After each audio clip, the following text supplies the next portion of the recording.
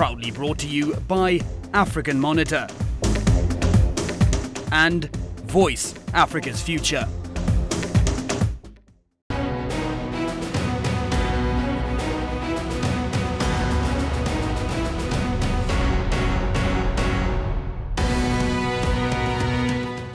For the last 2 years, the United Nations has been engaged in a global consultative process to develop a new development agenda with a new set of goals to replace the current Millennium Development Goals.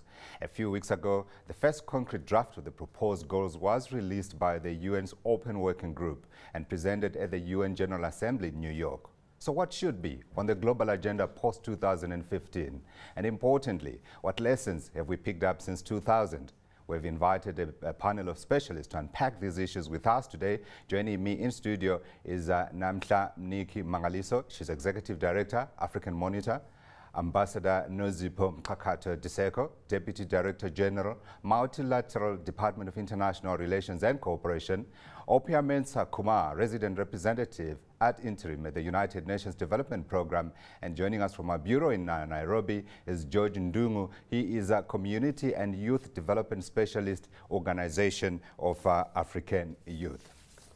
Now, those of us with children will be familiar with this question. Are we there yet? Well, I think it's an important question for us to begin with as we begin to examine what has been happening since 1990, and we're coming close to 2015 when we need to define a new development agenda. And I want to start in Nairobi. I'm beginning with you, George. You are the youngest member of the cast. You were, in fact, 10 years old when the MDGs were originally agreed upon. I want your assessment as far as you see in terms of how much we have progressed or not progressed since the MDGs were started. Thank you so much. And as you have mentioned, I was very young when the MDGs came into place in 2000. And then I learned about the MDGs when I was in my secondary school and then to the university. So I didn't really know what the MDGs are all about. But I think based on the country context in Kenya, we have been able to achieve some of the MDGs. For example, on primary education, Kenya has made a great progress in that, especially on access to free primary education. So that I see as an improvement as a result of the MDGs. And also on maternal health, Kenya has just started implementation of the free maternal health for women. So that's also an improvement that I can say that is a result of the MDGs. Although it has been said that come 2015 next year, most of the countries might not have achieved the MDGs, or some of them are really lagging in bed, especially in Africa. Yeah. Mostly are attributed due to lack of resources, some of it due to lack of political commitment. But I can say that to some extent the MDGs have resulted in more country commitment to ensure that there's education poverty, especially in the rural areas. So I can say as a young person, I've really seen the effect of the MDGs, but I think that they still need a lot to be done. Thank you, George. And I wanted to start with you because the future is about you, isn't it? But let's bring in the elders here in studio. Sure. And let me start with you, Opia. And I want to understand from UN perspective. Obviously, when it started, this was really big in terms of a laudable objective that combined the world in a grand vision that tries to eradicate poverty. How far have we gone down that road? And I know you're going to be marked by a number of people here, and I'm starting with you. So you set it out, and then I'll get my markers in. Yeah, thank you, Godfrey. I'll start with a question you asked the young man. Please. Are we there yet? Are we there yet? I think you sounded like him. What we can say is that we made a lot of progress. But a lot more needs to be done. Okay. And progress has been uneven. If you take all of the MDGs and you look at them globally, significant progress has been made in a lot of them. As of now, more than 700–800 million people have been taken out of poverty since 1990. That is significant. It is. In our continent in particular, significant progress has been made in health and the education domains, although of course we haven't all met the MDG targets yet. Okay. But that's because we started from a sort of lower level. Right. But for almost every country, there has been a lot of progress. Okay. There have been variability, of course, in the achievement of results across countries and across also the different MDGs. How bad was it in Africa? Even in Africa, it is uneven. The poverty MDG number 1, only a few countries have attained the target, including South Africa here, including Ghana and a few others. But there still has been some progress. People have progressed from humongous figures like 64% to 40%. Right. It is not half yet, but it's still something right. to go along with. Yeah. On the health and education, particularly infant mortality, there's been a lot of progress. Maternal mortality appears to be a challenge everywhere. There's been some progress, but the targets have not been met in most places. And yet that's the most important, the right to life. The right to life of children, of mothers, of newborns. Nobody deserves to die, wanting to bring life to life. Yeah. Would I be able to mark you and say, out of the 8 MDGs, how many were we able to make substantial progress that you referred to? How many were we unable to make the progress that we wanted? I think on the poverty, we can give ourselves sort of average, probably. How many did we pass? Let's put it that way. Okay. That's a tough question. That's a difficult question. Meeting the exact targets, we have not really done very well in Africa. Right. Really. Okay. Okay. So that's the overall impression. That's the overall impression. We have not done as much as we wanted in Africa. Let's get this example of South Africa. If I can come to you, Ambassador. Your progress report now. Let me just thank the youth first for opening and recalling where we began. And maybe suggest a framework within which we look at the progress that has been accomplished. And that framework would entail looking at where Africa was when the Millennium Development Goals were adopted.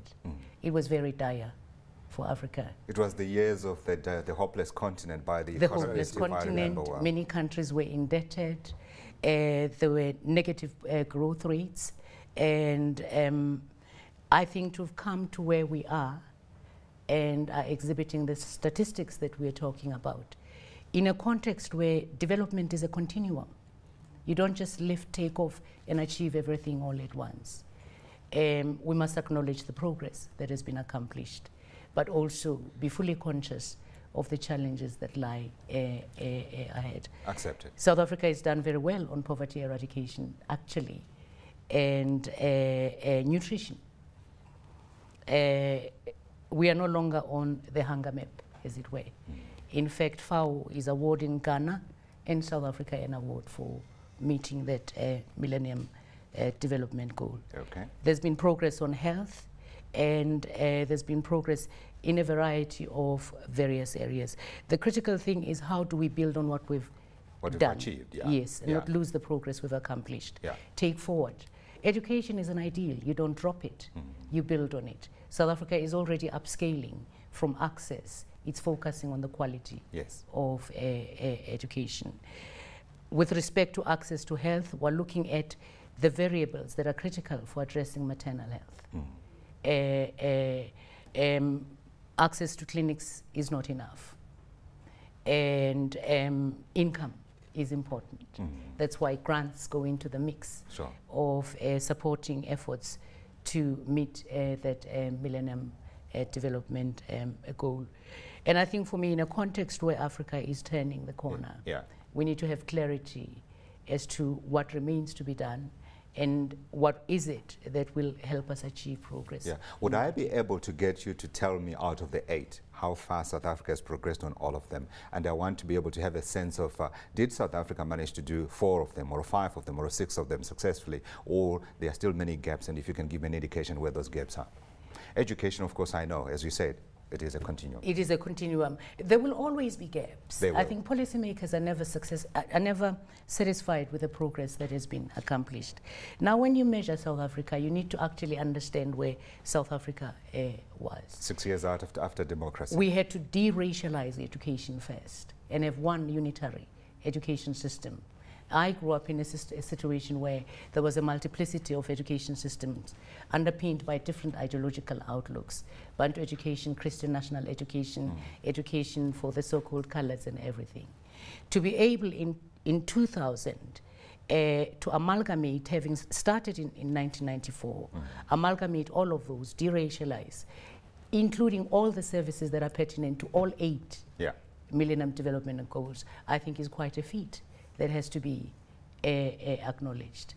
In a context where, with human settlements, you are dealing with the history of the Group Areas Act. Remember, Africans couldn't be in Sandton, otherwise would be subject to the Vagrancy Act. And try to provide people with decent housing. I'm informed that South Africa is actually the only country in the world that provides housing free, that builds housing free. The RDP houses, over 5 million have been built. And the difference between us and social democratic countries in Europe is that you rent it. That was stock of housing that belonged to the state. But these units of houses individually belong to people. So a lot has been accomplished with respect to human settlements. The provision of electricity, the provision of potable drinking water. Sanitation. Where you have to transcend the Bantustan system that set a pattern for entrenching poverty. So you have to cut across that and ensure that you unite the nation to be able to use your resources cost effectively, giving content to the equality of every citizen. So you are saying tremendous progress has been made? It's been accomplished. Okay, there are still gaps, but it's progress never has enough. been made. The reason why I wanted you to speak first before I asked Namhla is because I wanted you to set out forth from your perspective where you see the development. Now, she is in the NGO sector, so she obviously works with you, but I think she's more independent. Yes. Namhla. We would hope so. And I was so happy to be counted amongst the elders, because you said you were coming to elders here. So thank you very much for that elevation. So, I mean, I completely, agree in part with the sentiments that are being shared by the panel, that we must recognize the progress that has been made. But I think it is overstating it to say that we've done tremendously well. Break it down if you can, at the Africa level, and if you can at the South Africa level as well. Absolutely. So we know, for instance, that when they talk about the statistic that we've done well with MDG 1, eradicating or halving poverty. We know that that is accounted primarily by other southern nations, particularly the progress that China and India has made.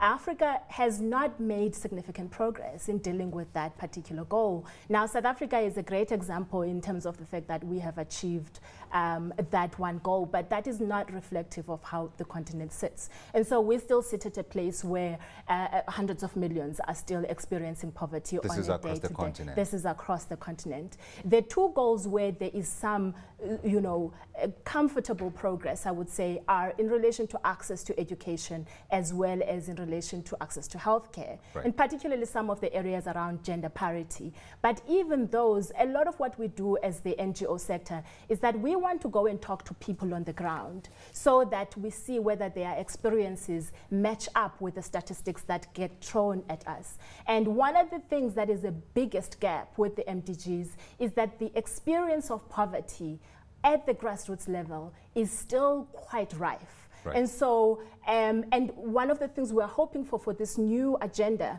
is that it's going to start looking at issues of exclusion, economic exclusion, issues of inequality. The paradigm, the development paradigm for the MDGs was such that it understood that development gets given to people. So you do stuff for people. At the local level, when we talk to citizens, they are saying they want to be seen as participants and catalysts for development. Yeah. And so they're starting to talk about ownership of productive assets rather than being given free houses. Yeah. Not that those things are not important, but because those things do not equip them to independently sustain their own livelihoods and independently achieve decent livelihoods, as it were. And so it's important to say, yes, there are some little areas of progress, but what were the big gaps with the MDGs as a development paradigm? And we know that there were big gaps there, but also even before that, in terms of the indicators for the current MDGs, Africa has not made great progress at all in some of the key areas. Can I put you in a box and ask you to mark it out? Give me a percentage. Percentage of? In terms of the progress that you have seen over the 8 MDGs.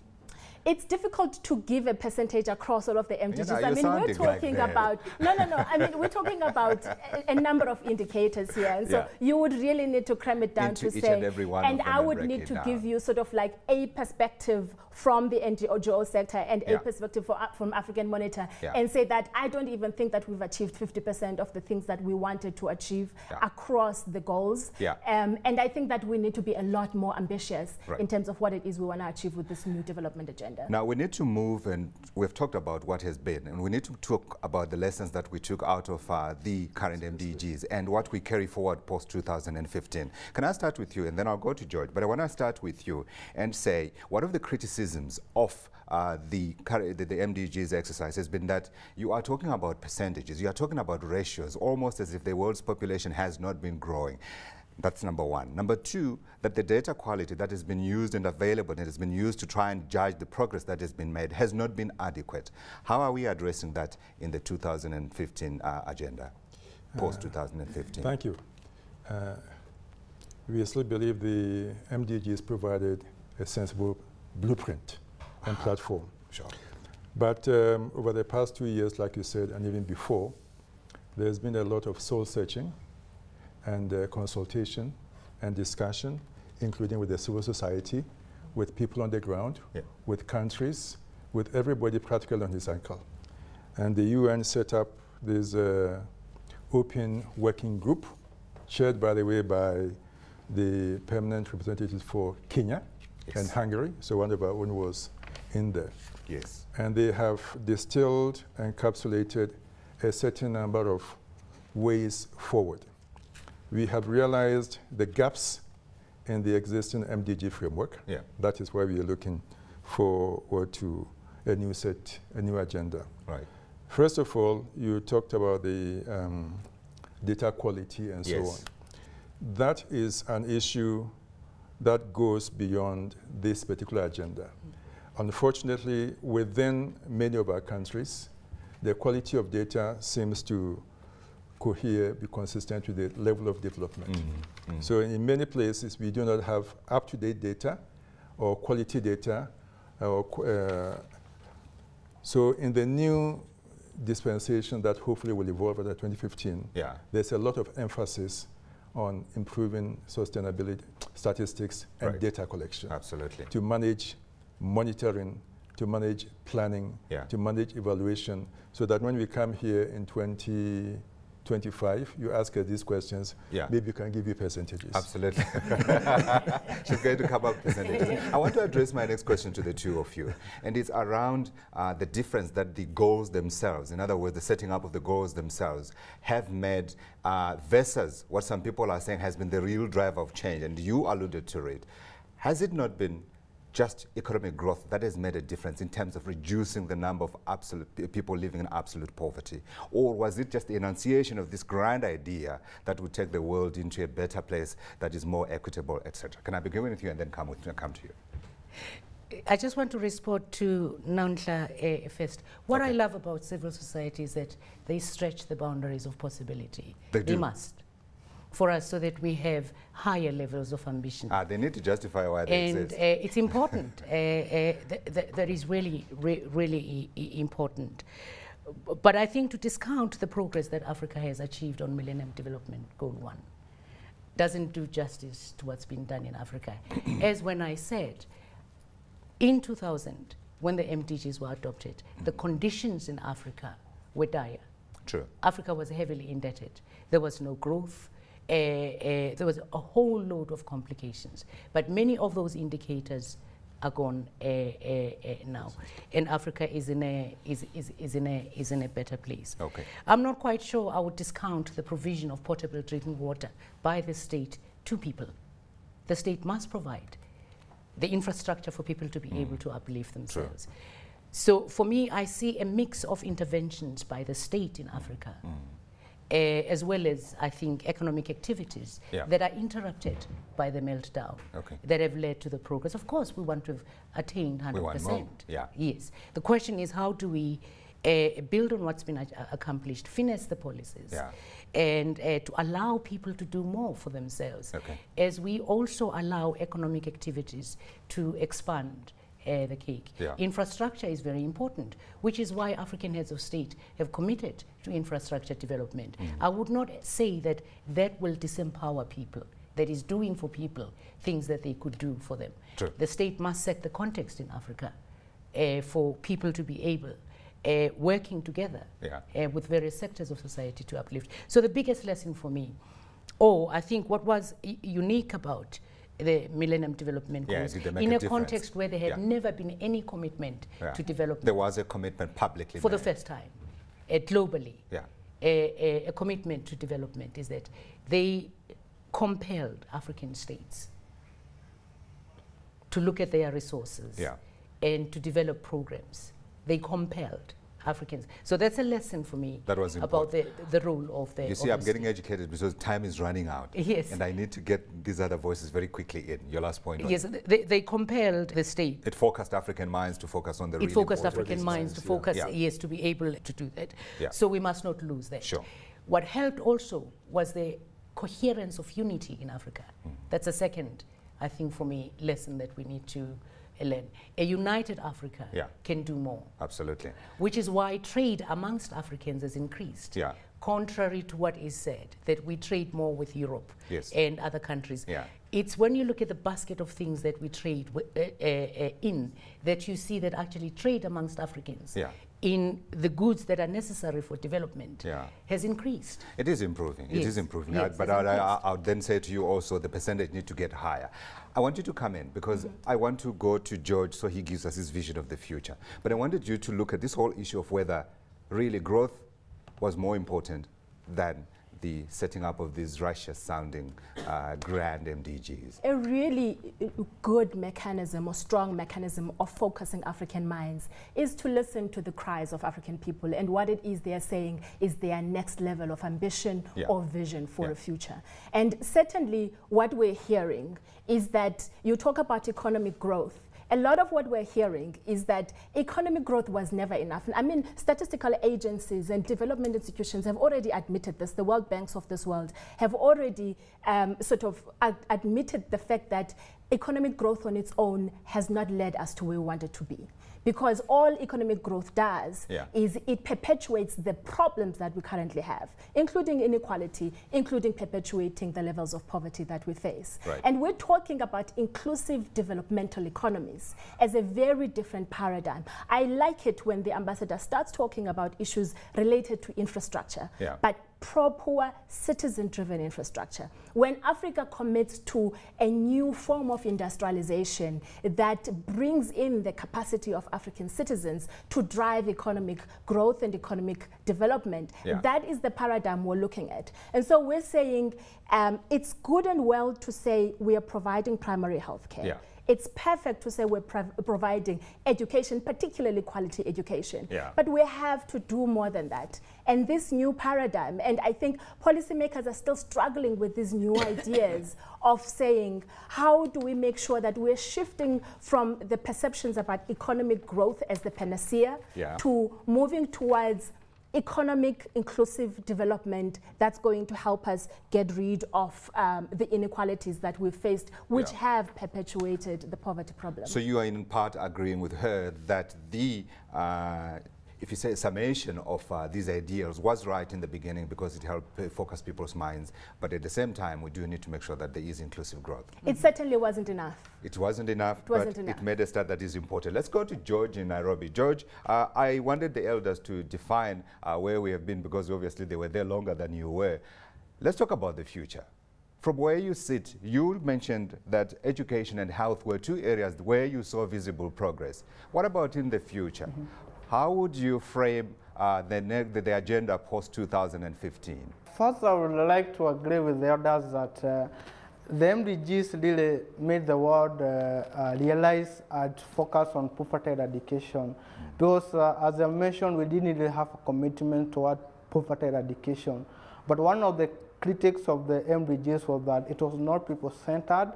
It was not. It was just a top approach whereby people are not concentrated on what they really wanted the MDGs to focus on.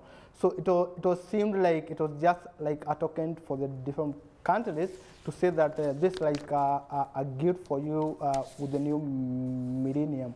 And which made it impossible for us to say that this really a global commitment, but really like a focus for Africa to develop.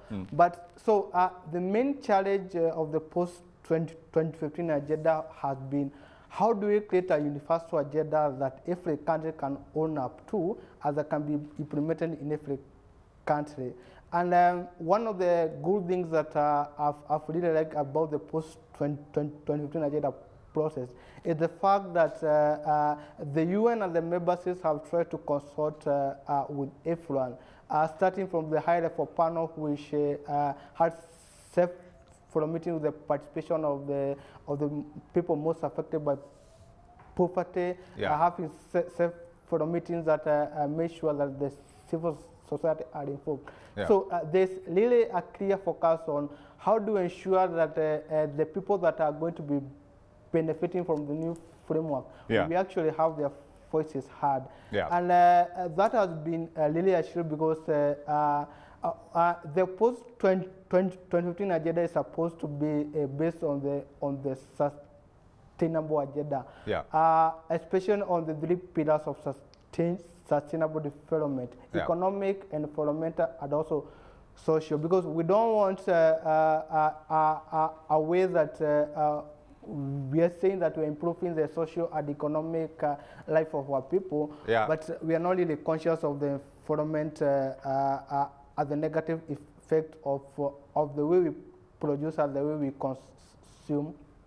So there's really been a focus on ensuring that the 3 pillars of sustainable development are included. George, unfortunately, we've run out of time, but thanks very much indeed for that input, and we're certainly doing the right thing as far as you're concerned, because we are including you in the conversation and discussion around what that post-2015 agenda ought to be. We need to take a pause here, and we say goodbye to George Ndungu Community and Youth Development Specialist Organization for African Youth. We will be right back after this short break, because we'll be talking about what that post-2015 agenda ought to be. Don't go away.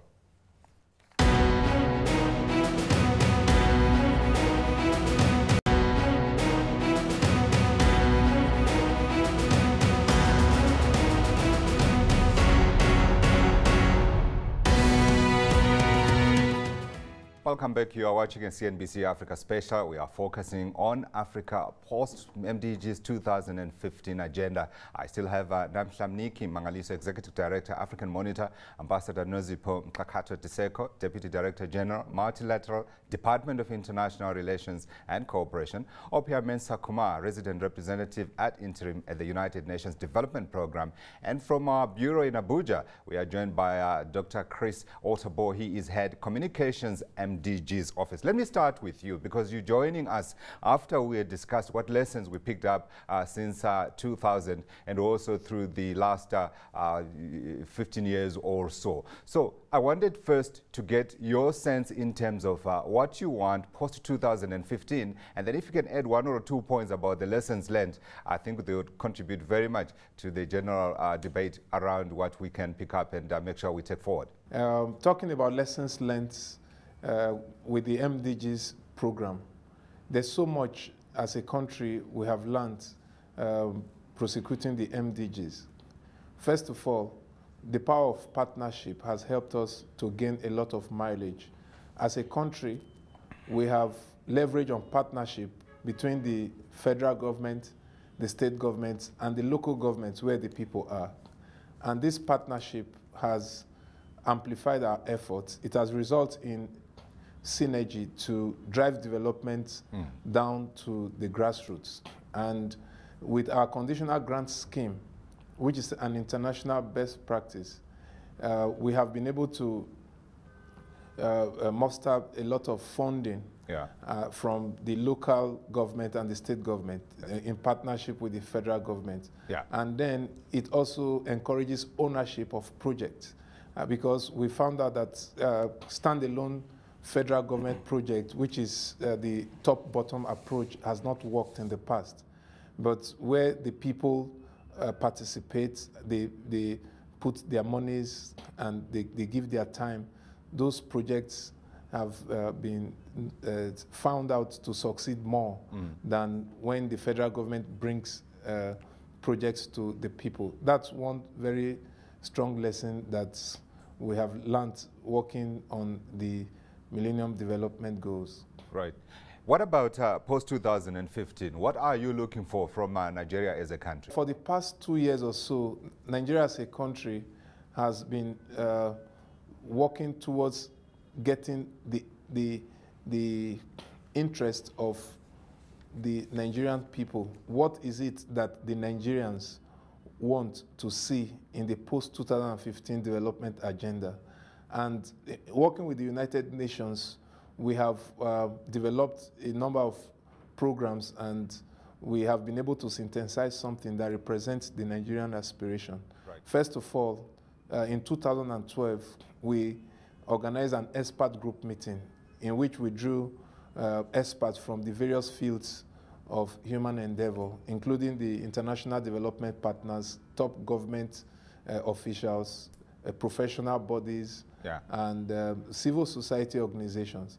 And then that led into a sub-national consultation where that held in the 6 geopolitical zones in Nigeria. And then finally, a national consultation was held in Abuja in which the Vice President of the Federal Republic of Nigeria came to declare it open. Okay. And that national consultation has helped us to feel the pulse of the Nigerian people. And apart from that, too, we have, as a country, we have supported the My World Survey that is organized by the United Nations Millennium Campaign. And it's an online portal in which young people have the opportunity to ventilate their aspirations, talking about post-2015. Nigeria was the first country to top the chart of My World Survey in the whole world. And Nigeria also was able to deploy My World Survey and assisting countries like Ghana and other countries to stimulate their interest. And for that, Nigeria was given an award by the United Nations Millennium Campaign in the just concluded United Nations General Assembly for the work we have done. In all this, something stands out as the aspirations of Nigerians. If you can very quickly go into those. I'll give you just a minute. Quickly go into those 2 things that stand out. First of all, Nigerians think that we must finish the unfinished business of the MDG. And also, poverty eradication comes on top of the list in what people want to see post-2015. And then youth unemployment is a burning issue because a good number of Nigerian young people are unemployed. Nigerians want to see youth unemployment tackled in post-2015 development agenda. Then we also looked at inclusive growth because Nigeria has been growing economically on paper, but that has not translated into the lives of the people. So Nigerians want to see inclusive growth. And then population explosion is also a factor. And then the climate change came on the list, but not really top on the list. And then gender equality and universal health coverage. Those are some of the issues. Key issues from the Nigerian perspective. Thanks very much, Chris, for that input. Let me come to you and ask what you want to see post-2015. I don't know whether we're talking from a framework perspective or we're simply discussing specific goals 2000 targets that we want to see. Can I quickly go through with you? We've got 6 minutes, so we've got a minute, and then let's get into an interactive discussion. Okay. You want to? Yeah. Okay. Quickly, I think we all recognize that the MDGs have not been met. And even if they were met, we would not have attained development. Because the MDG goals, for instance, poverty was to cut by 50%. Yes. Which means there would have been still 50% of poor people who were poor. Right. You know, so obviously we had to be more ambitious and more inclusive. I think the consensus that appears to be emerging globally is that growth must be inclusive and must be sustainable. Yes. So that is definitely something, because we've had countries which have grown and just succeeded in growing their inequality. Yeah. So inclusive, sustainable, and people-centered growth is an emerging priority. Sustainability of the planet we live on has really come to the fore in this, is going to come to the fore in the new agenda. Right. And then a number of specific issues which, and this is because the OWG process engaged civil society and everybody else, issues such as infrastructure, such as energy, which was not specifically covered in the previous, water and sanitation, which directly affects the quality of life of people, especially poor people. They have all come to the fore. So I think we have learned from the gaps in the conceptualization, let alone the implementation. Absolutely. The conceptualization of MDGs, and are looking beyond that. So assuming we're going to be perfect, what else would we add? Right. And I think those issues have come up. Ambassador, while I wait for your input, I just wanted to ask if we should not be placing institutions at the top of this agenda. Institutions are very important. But again, the benefit of what's happened in Africa is that we've seen a lot of institution building. We need to consolidate at a national level, but also continentally. Right. We have the African Union, the Commission, we have substructures that speak to human rights. All of those need to be given space to cohere. Here in South Africa, I think we have our own institutions. Sure. I agree with you, institutions are important. We need to strengthen those. Okay. But drawing on what Chris has said, I think the emerging view by developing countries is development is a continuum. You don't start, stop, chop and change. You build on what you have accomplished. Taking that into account, those positive elements that have been accomplished under the MDGs must be the foundation of what is done. George in Nairobi spoke about sustainable development. He is right. Member states, including Africa, have agreed that the starting point for the negotiations on the post-2015 should be the SDGs, the set of SDGs that were agreed upon by member states and were adopted in a resolution by the General Assembly. For us as Africa, we are proud that Ambassador Kamau from Kenya, working with the Hungarian ambassador, delivered. For us as South Africa, when you look at the Sustainable Development Goals, they mirror match the National Development Plan, and they take us well beyond 2015, talking to inclusive growth, the gender equality, the upliftment of women, youth, empowering the youth, not as a problem. You know, people talk about youth, the youth bulge, and I think it's something pejorative about looking at the youth as a bulge. They're a dividend. How do we empower them? They've got an energy that we need to utilize. They have an energy that we need to utilize. But above all, our youth is the basis of our comparative advantage in Africa where we are. Our future is in that. And so we're happy to start with a set of SDGs. Absolutely. So we made a great start. We made a great start with it. Namhla, you're getting the coach. So very quickly. your input on those, because I want to open to other ideas as well. Right. No, I mean, I couldn't agree more with the perspectives on the table. That I think the things that have been highlighted are really important. We are at a really privileged position in Africa because we've got the Common Africa position. That's really done a good job of bringing together the various perspectives from citizens, from governments, from business. Are you talking the 2063 agenda? No, no. So, well? so Africa came together through the African Union and developed what is called the Common Africa Position on post-2015. Right. It borrows from 2063, but it focuses particularly on what position Africa wants to push at the United Nations for this program. There are one or two things I think that were not mentioned, which pick up on the Common Africa Position. One is really a strong need to commit to a transformative agenda. Right. And so while we recognize that, you know, there's been work that's been done in the past, we realize that there's something in the paradigm that needs to shift in the way in which we view human resources. In other words, how do we look at people, young people and women being the critical aspect of that, and how we increase their own capacity to claim the kind of world that they want. I think a second element that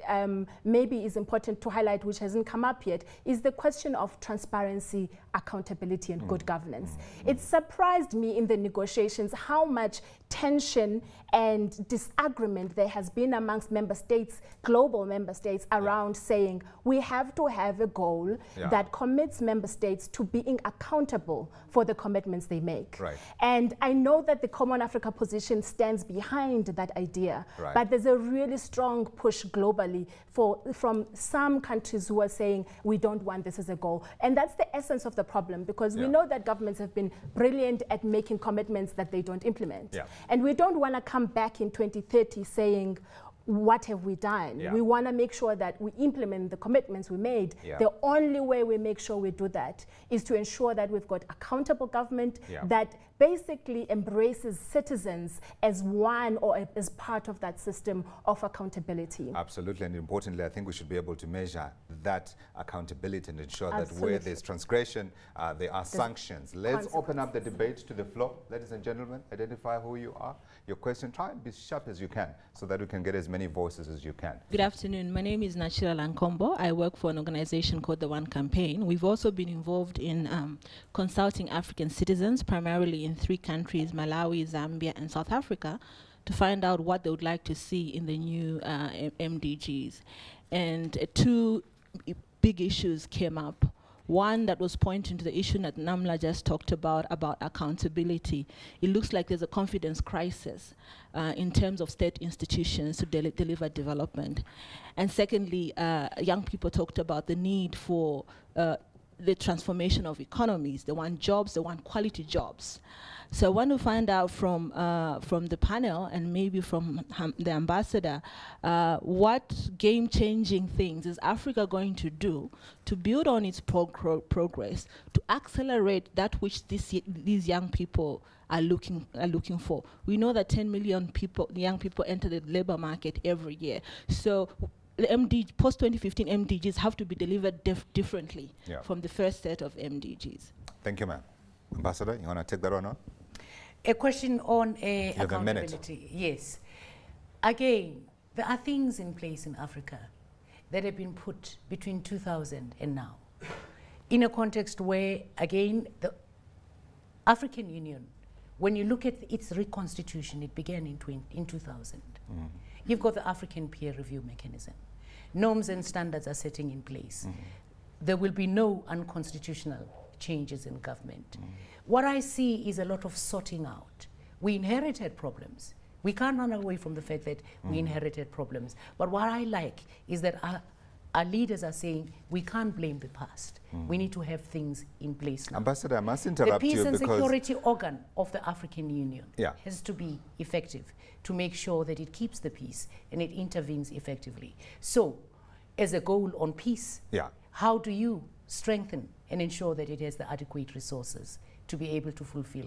How do we ensure that there is no Lesotho, there is no Central African Republic?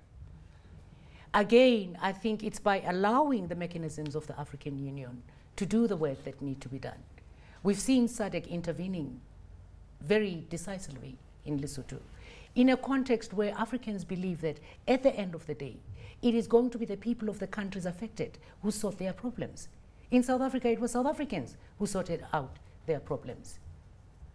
Had we not amongst ourselves decided we need to negotiate, the choice is either we kill each other, we would not be where we are.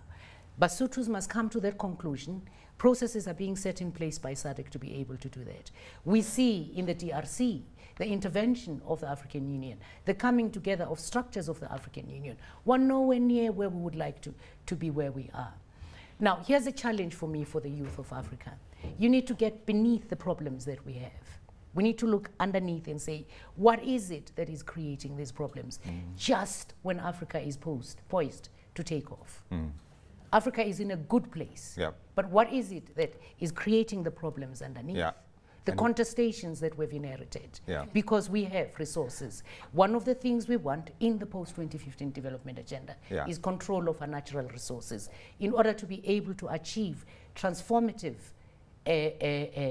growth that empowers women and children, where no one goes to bed hungry. But I dare say part of it is because we in the media are also allowing these thoughts to flourish. So where there's a protest in one part of the country, it quickly spreads to the other part. Do you want to come in? Very quickly. I think that's an excellent contribution that you made. Just to add to what the ambassador just said, the common African position and also the SDGs have anticipated already some of these issues. I think everybody who is honest and looking at where we are will acknowledge that transparency, avoidance of, to use the word, corruption and so on, will help, will give good governance a good name and enable Africans to have confidence. So that is being addressed. But in addition, and that is why I wanted to pick up from, they are also calling for peace, security, and stability as an enabler of development. And I think there again, tomorrow's people, that is you young people, need to get beneath the peace movement, the peace and security movement, because the fallout is always yours. You see that all of us, all the people get together when there's a problem in DRC or CAR or whatever. I think the young people now have a responsibility to organize and assume a leadership role in providing peace and security as an environment for development here. They're actually talking quite a lot on Twitter and other fora. Okay, you've got the microphone. Thank you very much. My name is Barbara Kalimapiri from World Vision International.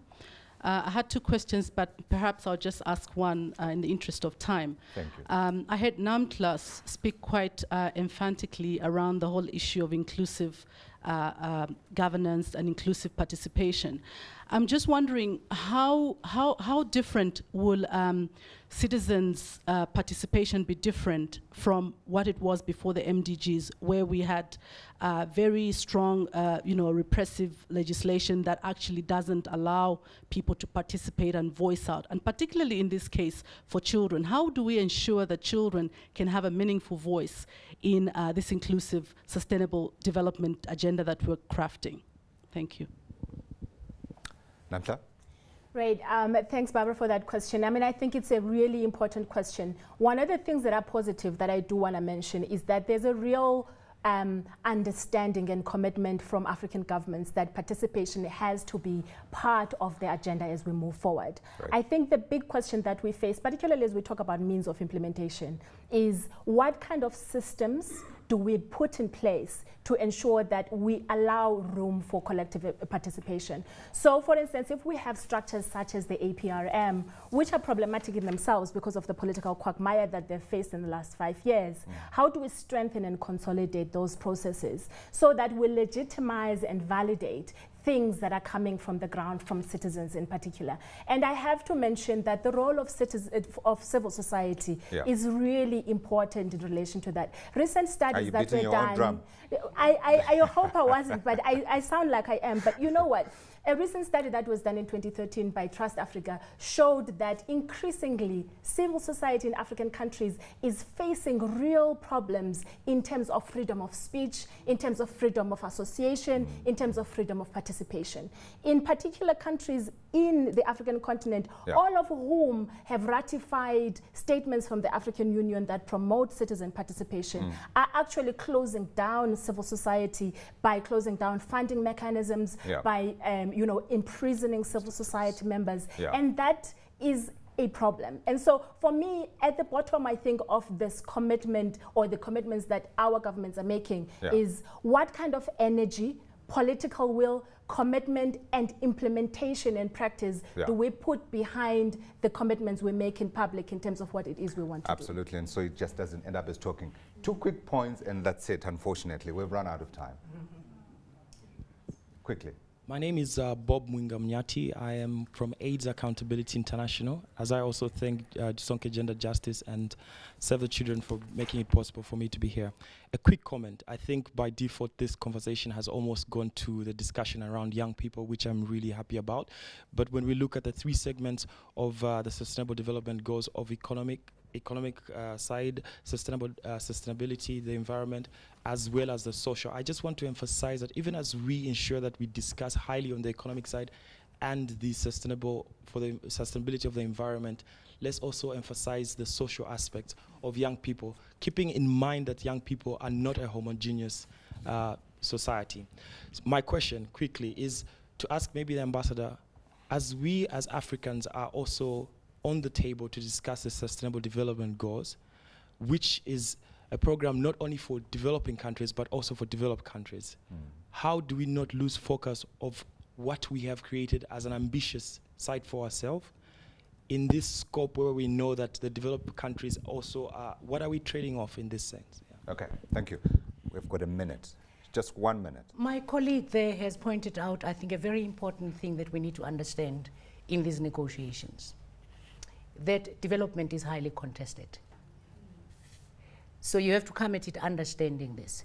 So when you talk about the role of civil society, imagine the kind of democracy that you'd like to have. South Africa has a separation of powers that's legislated in the constitution, within which scope is allowed for consultation in the implementation and the crafting of policy. What is it that we wish for Africa? Are we saying Africa must have a different kind of model of governance from the United States of America, where before a decision is made, there's co-governance? There is a role for organizations that are not governmental, but it is not governing, because accountability is lost. The boundaries are blurred. So what is the vision of democracy that young people would like to be spelled out in the post-2015 development agenda? We will take that. But be careful, you will inherit the political society that we're trying to create in a context where, quite rightly, as you say, it's not as if we're talking about an uncontested contest where Europe is seeking ways to strengthen its recovery. So as you negotiate this, they're looking for things that will assist sustained recovery. Absolutely. Therefore, how you conceptualize accountability must not turn into a non-tariff barrier, a donor conditionality, but be an enabler in the proper sense of the word. Ambassador, I'm grateful for the question. I absolutely hate to be a spoiler, but on that note, I have to thank you, and I have to say this must be the start of a very strong conversation that continues until next September next year. Africa for leading, I think, in creating space. Please do more of this. This is leadership for me. This is a channel playing its proper role in empowering the continent. Thank you, Ambassador. Time has run out. That is the end of this CNBC Africa Post-MDGs 2015 special. Thank you to our panelists, our studio audience, as well as you viewers at home. Until next time, thank you for watching. Goodbye.